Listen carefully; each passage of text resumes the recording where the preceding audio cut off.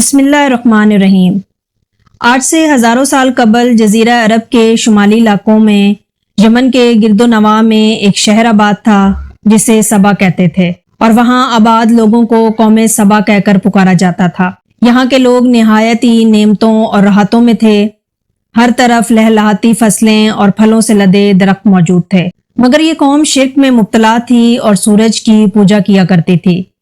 جب وہاں کے بادشاہ شرجیل بن مالک کی موت ہوئی تو اس کی بیٹی بلقیس نے حکومت کی باغ دوڑ سنبھالی۔ بعض مورخین نے لکھا ہے کہ بلقیس کے والدین میں سے ایک جنات میں سے تھے، مگر اس نظریے کی کوئی واضح دلائل نہیں ملتی۔ ملکہ بلقیس ایک قابل عورت تھی جس نے یمن پر 9 سال نہایت ہی خوبصورتی سے حکومت کی۔ دنیا کے بیشتر علاقوں میں جو تجارت ہوتی تھی وہ سبائیوں کے ہاتھ میں تھی۔ یہی وجہ تھی کہ یہ قوم نہایت ہی دولت مند تھی، مگر یہ وہ زمانہ تھا جب مشرق سے مغرب تک ایک عظیم موحد بادشاہ کی طاقتور حکومت اور جاہ و جلال کا ڈنکا بجتا تھا، جسے تاریخ میں سلیمان ابن داؤد کے نام سے جانا جاتا تھا۔ حضرت سلیمان علیہ السلام کی حکومت دنیا کے بیشتر ممالک میں تھی، جس کا دارالخلیفہ یروشلم شہر تھا۔ آپ کو ہوا، جنات، چرند پرند اور جانوروں پر حکمرانی عطا کی گئی تھی۔ ایک دن کا واقعہ ہے کہ حضرت سلیمان علیہ السلام نے دربار لگایا تو جنوں، انس، جانور اور پرندے سب کے سب حاضر ہوئے، مگر ان کا چہیتا پرندہ ہدہد غائب تھا۔ آپ نے پوچھا کہ ہدہد کہاں ہے؟ جب وہ نظر نہ آیا تو حضرت سلیمان علیہ السلام نے فرمایا کہ اگر وہ اپنی غیر حاضری کی کوئی مناسب وجہ پیش نہ کر سکا تو اسے ذبح کر دیا جائے گا۔ ابھی یہ گفتگو ہو ہی رہی تھی کہ ہدہد حاضر ہو گیا۔ پوچھا، تم کہاں تھے؟ ہدہد نے بڑے احترام سے جواب دیا، اے اللہ کے پیغمبر، میں اڑتے اڑتے ایک ایسے ملک پہنچ گیا جہاں لوگ شرک میں مبتلا دیکھے۔ وہ آگ اور سورج کی پوجا کرتے ہیں۔ ان کی ایک رانی ہے جسے وہ بلقیس کے نام سے پکارتے ہیں۔ وہ ایک بہت بڑے تخت پر بیٹھ کر حکومت کرتی ہے۔ اس کے تخت میں قیمتی ہیرے، جواہرات، لال زمرد جڑے ہوئے ہیں، اور اس کے پاس تمام شاہی سامان آرائش و نمائش کے موجود ہیں۔ حضرت سلیمان علیہ السلام نے کہا کہ اگر تمہاری یہ بات سچ ہے تو میرا خط اس ملکہ تک پہنچاؤ تاکہ وہ شرک سے باز آ جائے، اور خط پہنچانے کے بعد وہاں بیٹھ کر سنو کہ وہ کیا رد عمل اختیار کرتی ہے، اور پھر آ کر مجھے خبر دینا۔ حضرت سلیمان علیہ السلام نے خط روانہ کیا جو کچھ یوں تھا، شروع اللہ کے نام سے جو بڑا مہربان اور رحم فرمانے والا ہے۔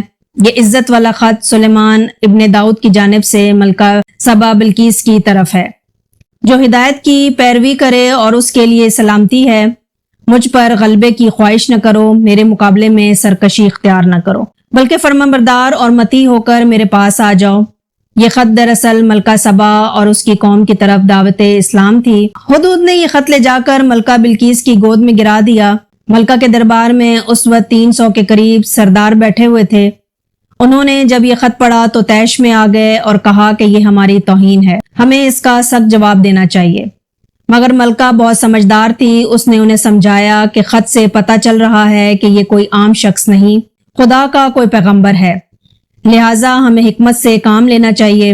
اس نے کہا کہ میں حضرت سلیمان علیہ السلام کی طرف ایک تحفہ بھیجتی ہوں، اگر انہوں نے قبول کر لیا تو بادشاہ ہے، میں اس سے جنگ کروں گی، لیکن اگر انہوں نے تحفہ قبول نہ کیا تو میں اس کی پیروی کروں گی کیونکہ وہ نبی ہیں۔ ہدہد یہ ساری گفتگو سن رہا تھا۔ اس نے آ کر حضرت سلیمان علیہ السلام کو ساری بات بتا دی۔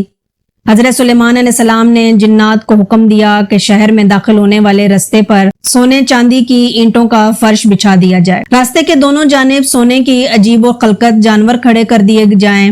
وزراء اور اعمال سلطنت کی تمام کرسیوں کو سونے کا کر دیا جائے۔ دربار کو ہیرے جواہرات سے مزین کیا جائے۔ ادھر بلقیس نے حضرت سلیمان علیہ السلام کے لیے تحائف روانہ کیے، جن میں سونے کی اینٹیں، جواہرات، غلام، کنیزیں اور ملکہ کا ایک خط بھی تھا۔ جب یہ تمام تحائف لے کر قاصد حضرت سلیمان علیہ السلام کے دربار میں پہنچے اور انہوں نے یہ سب دیکھا تو شرمندہ ہوئے۔ حضرت سلیمان علیہ السلام نے ملکہ کے قاصدوں سے کہا، کیا تم لوگ مال سے میری مدد کرنا چاہتے ہو؟ مگر دیکھ لو جو کچھ اللہ نے مجھے دے رکھا ہے وہ اس سے بھی زیادہ ہے جو تمہیں دیا ہے، لہٰذا تمہارا تحفہ تمہیں مبارک ہو۔ اب تم اپنے تحائف کے ساتھ واپس جاؤ اور اپنی ملکہ سے کہنا کہ ہمارا انتظار کرے، ہم ایک زبردست لشکر کے ساتھ آئیں گے۔ جب یہ خبر ملکہ بلقیس تک پہنچی تو وہ سمجھ گئی کہ واقعی یہ اللہ کے نبی ہیں، لہٰذا اس نے جنگ کے بجائے حضرت سلیمان علیہ السلام کے دربار میں حاضر ہو کر اپنی اطاعت کا یقین دلانے کا فیصلہ کیا۔ جب حضرت سلیمان علیہ السلام تک یہ پیغام پہنچا تو آپ نے اپنے درباریوں سے کہا، تم میں سے کون ہے جو ان کے متی ہو کر آنے سے پہلے ملکہ کا تخت میرے پاس اٹھا لائے؟ ایک دیو ہیکل جن نے کہا کہ آپ کے دربار کو برخاست کرنے سے پہلے میں اسے لا سکتا ہوں، میں اس کام کی پوری قوت رکھتا ہوں اور امانت دار بھی ہوں۔ پھر ایک اور شخص جس کے پاس کتاب کا علم تھا، اس نے کہا کہ میں یہ تخت آپ کو آپ کی پلک جھپکنے سے قبل ہی لا دوں گا۔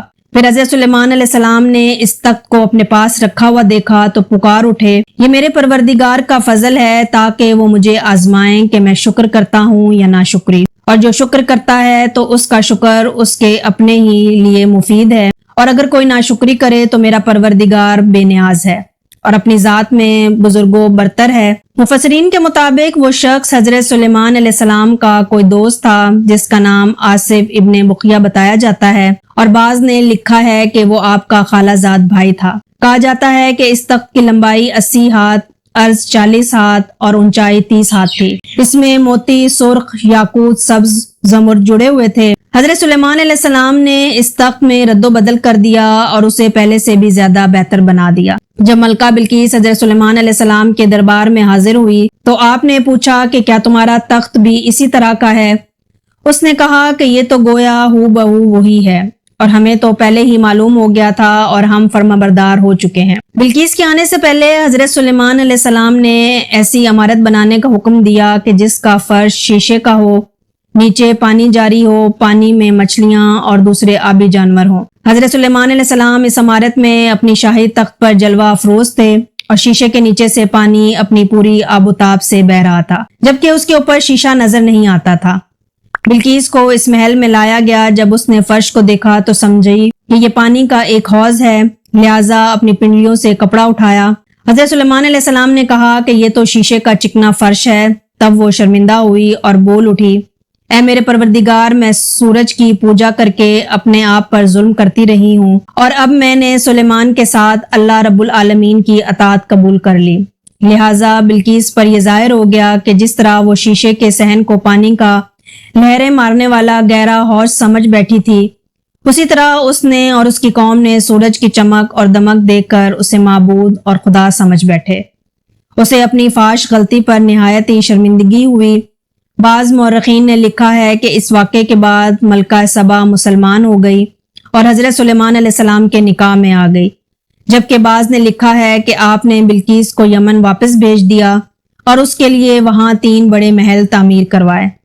میں امید کرتی ہوں کہ آپ کو ہماری آج کی ویڈیو بھی پسند آئی ہوگی۔ اگر ویڈیو پسند آئی ہو تو ہمارے چینل کو سبسکرائب کر دیں۔ ملتے ہیں نیکسٹ ویڈیو میں، تب تک کے لیے مجھے دیں اجازت۔ اللہ حافظ۔